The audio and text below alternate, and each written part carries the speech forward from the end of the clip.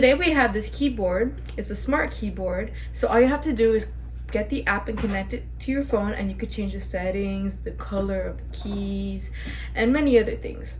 So we have the color purple here, and it comes with this little stand to hold it up, and an adapter and a brick.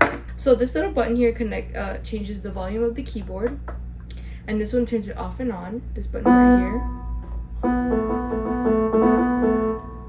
So if you want to learn how to play the piano step by step, you could just download the app, and there's many options here on lessons on how to play certain songs.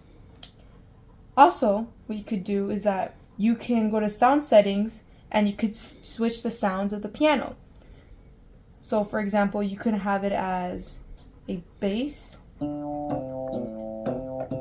or a jazz style bass, and many other options. And there's also an outlet just in case if you don't want to use batteries.